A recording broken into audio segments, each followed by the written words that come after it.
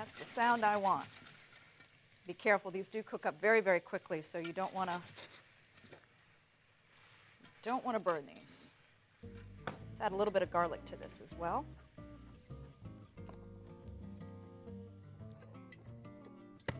Garlic, if you give it a little smash, they usually peel a lot easier. Well, don't want to break them, but they do peel a lot easier when you do that. Just like that. I've got about 2 cloves here. I think that'll be enough.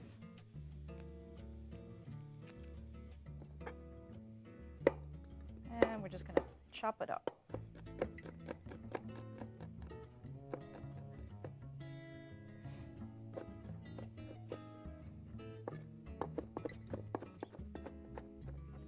And we're also going to add the lemongrass. That little bit that we saved from before, that's going to go in here as well.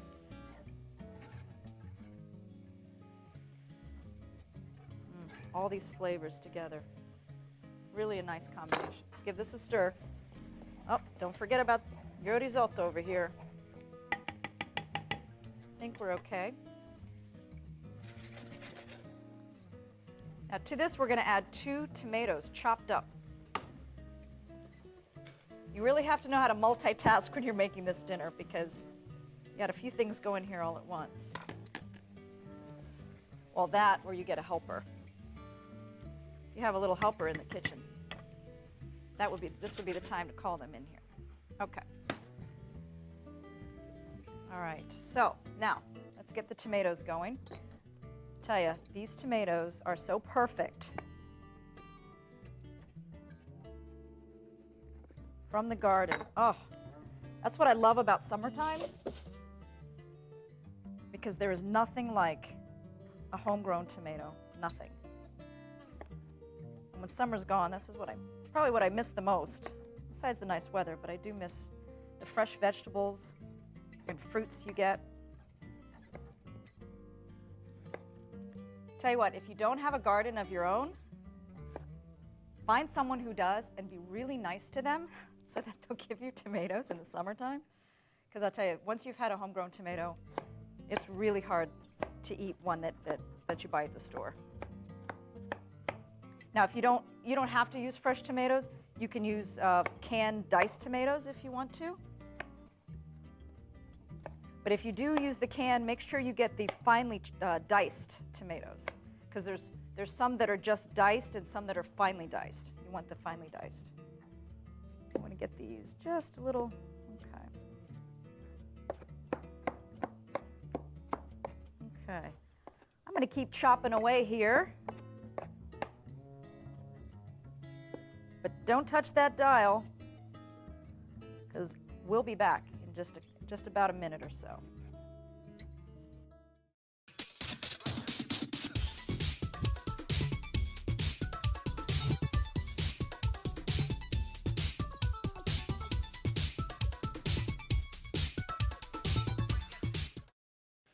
Welcome back. As you see, I've got my tomatoes going here. And I have started out with some shallots and garlic and a little lemongrass. Let's season this up with a little bit of salt and pepper. I like to use the red cayenne pepper. Give it a little heat. And now we are ready for the white wine. We're putting half a cup of white wine in this as well. And you let that evaporate. Risotto's looking really nice. The only thing left to do here is add our herbs, which I have parsley and basil, and then we add our shrimp at the end. Don't want to overcook the shrimp. Oh yeah, this needs a little bit more liquid here. So let's add another ladle, maybe a ladle and a half, why not? That salmon should be just about done. Okay, let's chop up these herbs real quick. Just kind of want to put them in a nice little ball. Give it a chop.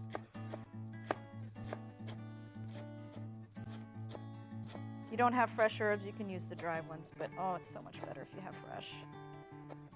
And you know, it's summertime, there's no excuse.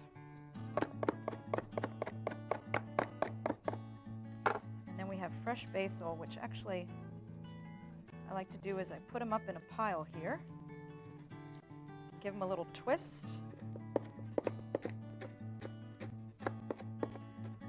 Just like that. Forgot about this guy. Okay.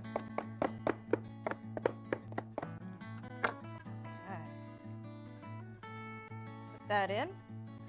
The shrimp goes last, and I'll tell you why. You don't want to overcook your shrimp, because if you overcook your shrimp, it gets kind of rubbery. And as soon as they turn a nice pink color, you know they're ready. And looks like this wine has absorbed. So what I'm going to do is I kind of make a little well in the middle, and I put my shrimp right there in the middle.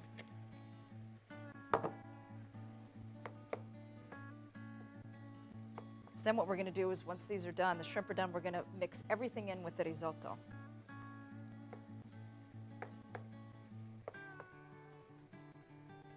Don't worry, I haven't forgotten my asparagus. Now, the shrimp, let's talk a little bit about the shrimp. What I bought here is, these are actually frozen shrimp. And I like to buy these because if you don't use the whole bag, you just pop them in the freezer. But these are peeled and deveined, so all the work is done for you. So it's really, really nice. Now, when you buy shrimp, if you notice there's always a number like 21 to 30 count or 40 to 60 count, or and so on. Just remember, the lower the count, the bigger the shrimp, because that's going to tell you how many shrimp are in a pound. So usually if it's a 1 pound bag or 2 pound bag, you'll gauge. Not always can you see the size of the shrimp through the bag. So just a little FYI for you. There's my asparagus. Now these asparagus, what I've done is I've just quickly put them in boiling water, a little bit of salt, and about 3 minutes, and then I pulled them out, put them in an ice bath, just to keep that vibrant green color.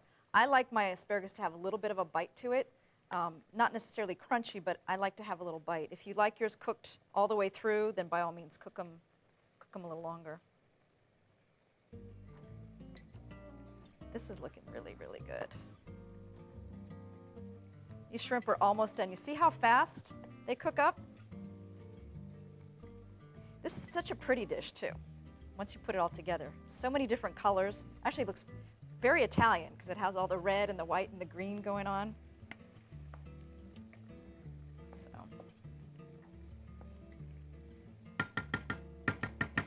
Let's see how we're doing over here. Oh yeah, this looks good. It's time to give it a taste.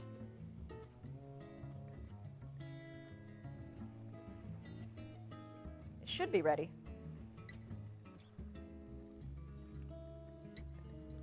Perfect. It's al dente, which is how risotto should be.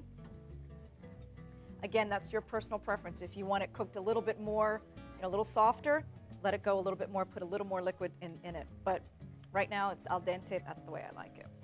So I think it's safe to say that we're going to mix all this together, just like this, liquid and all, because it's going to actually keep cooking inside the risotto. The shrimp will. It's going to finish cooking in here.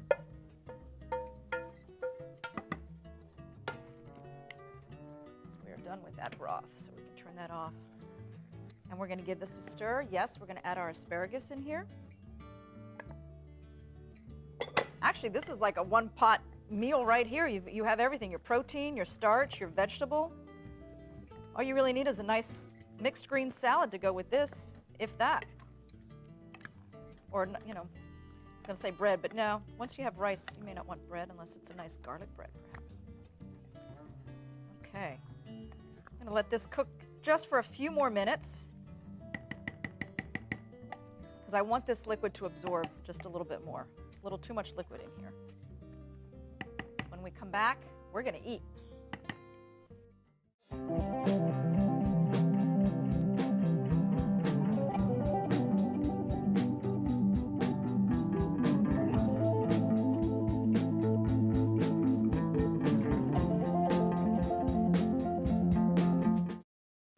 Welcome back.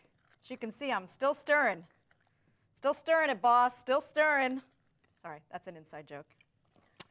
But this looks really, really good. And the liquid has absorbed. So what I'm going to do now, Parmigiano Reggiano goes in about a half a cup. And that is going to give it even more richness, creaminess. Gives it like a little bit of a nutty type flavor. And we are ready to plate. Pull the fish out of the oven. You see the salmon here has a nice crust, really nice crust. This is going to be so good.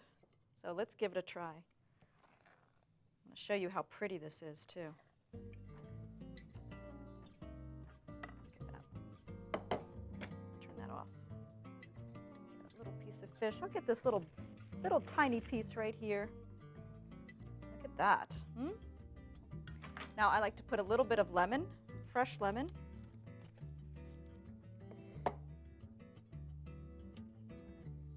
Just like that.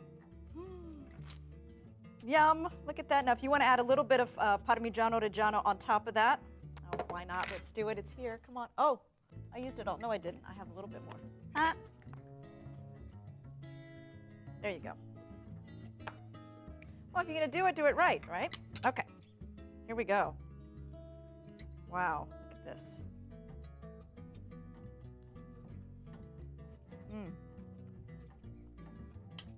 It's crispy. It's moist on the inside. Let me taste the risotto. This is what I can't wait to taste.